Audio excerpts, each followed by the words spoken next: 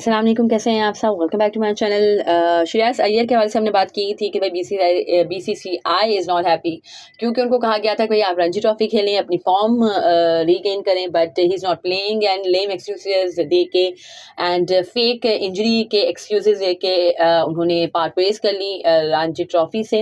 And Ishan Kishan से भी यही कहा गया था, but he is also not playing Ranji Trophy and IPL के लिए वो बारोडा में प्रिपरेशंस कर रहे हैं अलॉन्ग विद हार्दिक पांड्या साहब। तो खैर उनके हवाले से तो कोई खबर नहीं है, बट इन दोनों के हवाले से खबर है कि भाई उनका सेंट्रल कॉन्ट्रैक्ट टर्मिनेट कर दिया गया है।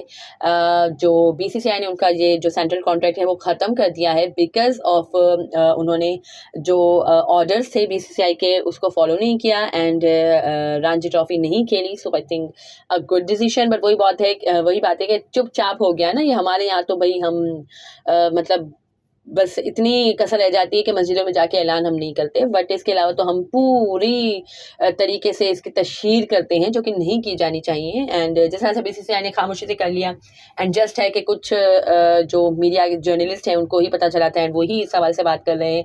इसके अलावा कोई बोर्ड की तरफ से या बोर्ड के ऑफिशियल्स की तरफ से ऐसी कोई बात सामने नहीं आई है एंड कभी सामने आएगी भी नहीं, क्योंकि यही प्रोफेशनलिज्म होता है, हमारी तरह नहीं होता। हमें भी थोड़ा सा प्रोफेशनलिज्म सीख लेना चाहिए आई थिंक।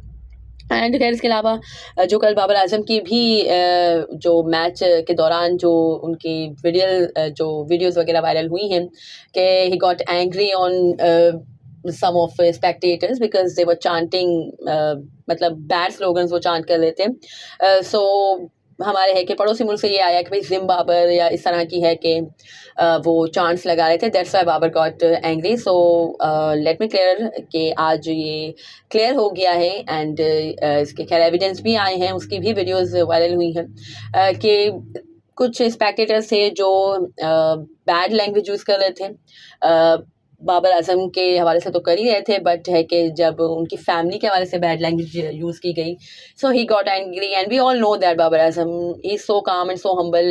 वो इस तरह से इतना एग्रेसिव नहीं होते हैं, बट डेफिनेटली बात कुछ इस तरह की होगी ही, क्योंकि बाबर जैसा काम and cool and compose person अगर इस तरह से है कि गुस्से में आ गया तो डेफिनेटली बात ऐसी ही कुछ होगी। एंड मुल्तान के क्राउड की तरफ से फर्स्ट टाइम नहीं हुआ है, इंटरनेशनल मैचेस में भी हमने देखा था। आई थिंक अगेंस्ट न्यूजीलैंड जो पाकिस्तान की टीम के टेस्ट मैचेस हुए थे वहाँ पे भी इस तरह से बाबर के खिलाफ नारे लगे थे। ऑल्सो बाबर के हक में भी काफ़ी ज़्यादा नारे थे, whole crowd was chanting Babar Babar all the time. Ali Khan Tareen की भी कुछ इसी तरह की वीडियोज़ वायरल हुई हैं, इस कि भाई हमारे होम ग्राउंड में मैच है and everyone is chanting Babar Babar. But still कुछ लोग ऐसे होते हैं जो अपनी अपब्रिंगिंग शो करते हैं और डेफिनेटली इससे बाबर आजम का तो कुछ नहीं किया, कुछ भी नहीं हुआ एंड हर किसी ने ये कहा कि because everybody knows Babar Azam कि वो बहुत ही ज़्यादा काम है। सो डेफिनेटली इस तरह की कोई बात होगी जिस पे उनको इतना ज़्यादा गुस्सा आया एंड बात जब खुली तो इसी तरह की ही थी। बट वही बात है कि वो तो रुक गए। मैं तो ये कहती हूँ कि भाई इस तरह के जो क्राउड होते हैं, जो भी खैर होते हैं, उनको तरीके से सबक सिखाना चाहिए ताकि अगली बार इस तरह की हरकतें ना करें और उनका खैर बैन भी हो जाना चाहिए। मुल्तान मैंने पहले भी बात की थी कि जब अगेंस्ट न्यूजीलैंड भी इस तरह के चांस लगे थे एंड अगर आपको याद हो तो खुशदिल शाह को भी पर्ची के नारे यहीं मुल्तान क्रिकेट स्टेडियम में लगे थे।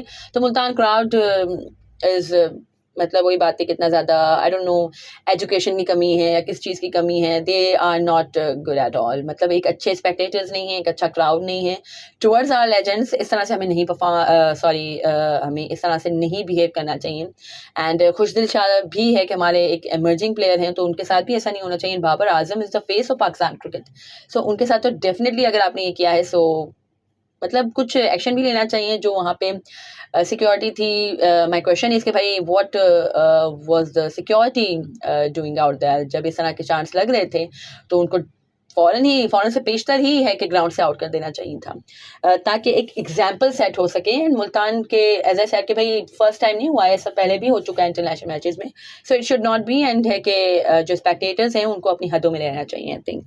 एंड खैर इसके अलावा जो हमारे फ़खर जमान साहब हैं उन्होंने गुफ्तगू की है मीडिया से एंड उनसे पूछा गया कि भाई आप किसके साथ मोर कंफर्टेबल रहते हैं। सेट के डेफिनेटली बाबर आजम, बिकॉज वो इतने ज़्यादा डॉट बॉल्स नहीं खेलते हैं एंड प्रेशर क्रिएट नहीं होता है, क्योंकि मेरा जो वे ऑफ प्लेइंग है मैं हमेशा एग्रेसिव खेलता हूँ। तो मेरा यही होता है कि भाई मेरे जो साथ खेल रहा है जो नॉन स्ट्राइक लाइन पे उस पर ज़्यादा प्रेशर ना आए क्योंकि मैं एक्सिलरेट करता रहूँ। बट जब मैं बाबर के साथ खेल रहा हूँ तो मेरे ऊपर प्रेशर नहीं होता बिकॉज वो कोई डॉट बॉल नहीं खेलते, लूज बॉल को वो बाउंड्री की लाइन दिखाते हैं, अच्छी बॉल को भी वो बाउंड्री की तरफ तरफ गामजन करते हैं एंड स्ट्राइक रोटेट करते हैं। सो मैं बाबर आजम के साथ टेंशन फ्री होके और प्रेशर फ्री होके खेल सकता हूँ, खेलना चाहता हूँ और खेलता हूँ काफ़ी ज़्यादा। मैंने खैर उन्होंने कहा कि बहुत से पार्टनर्स के साथ खेला है, but among all of them Babar Azam is the best and my favourite partner. And इसके अलावा खैर लाहौर कलंदर्स की फ्रेंचाइज के वाले से उन्होंने कहा कि भाई माहौल बहुत अच्छा है, ऑल्दो इतनी ज़्यादा परफॉर्मेंसेस नहीं आ रही बट माहौल बहुत ही ज़्यादा अच्छा है ड्रेसिंग रूम का। एंड एट वन टाइम मुझे लगा कि भाई मैं शुरुआत से लाहौर कलंदर्स के लिए खेल रहा हूँ, सो मैं चाहता था कि मैं कोई दूसरी फ्रेंचाइज के लिए खेलूँ, बट लाहौर कलंदर्स मुझे नहीं जाने दिया। दे सेड के आपने स्टार्ट हमारे साथ लिया है तो आपको एंड भी आप यहीं पर करें, कोशिश करेंगे आप एंड भी यहीं पर करें। सो माहौल बहुत अच्छा है, सपोर्टिंग स्टाफ बहुत ही अच्छा है and they all give confidence to me and तमाम प्लेयर्स को खैर वो कॉन्फिडेंस देते रहते हैं एंड बैक करते रहते हैं, which is a good thing. And खैर इसके अलावा जो राशिद खान के वाले से बात की गई, पूछा गया तो उन्होंने कहा कि बहुत ज़्यादा मिस कर रहा है, बट उन्होंने ये भी खैर ऐड किया इसमें कि एक कोई प्लेयर की वजह से इतना ज़्यादा इम्पैक्ट नहीं आता, तो डेफिनेटली नहीं आता, जस्ट ओनली राशिद की वजह से नहीं आया। एक मतलब एक खला तो डेफिनेटली हो गया है, बट हारिस भी परफॉर्म नहीं कर रहे, शाहीन भी परफॉर्म नहीं कर रहे, वो तो बैट भी इतनी अच्छी परफॉर्मेंसेज नहीं आ रही, कलेक्टिव एफर्ट्स नहीं आ रही। That's why they are struggling, not only because of there is no Rashid Khan they are struggling, but they are struggling because of poor form of Shaheen and Haris and Fakhar Zaman and Abdullah Shafiq and Sikandar Raza as well. So they are struggling because of all these reasons, but as soon as inshallah they got form, so they will perform well, I think। and but again मैं कह रही हूँ कि भाई कल पेशावर ज़ल्मी के साथ match है, कल कोई ज़रूरत नहीं है लाहौर कलंदर्स को फॉर्म में आने की, एंड आई रियली होप कि पेशावर ज़ल्मी कल वो मैच विन करते हैं, इसके बाद लाहौर कलंदर्स आ जाए भाई अपनी अच्छी फॉर्म में, so I would be really happy.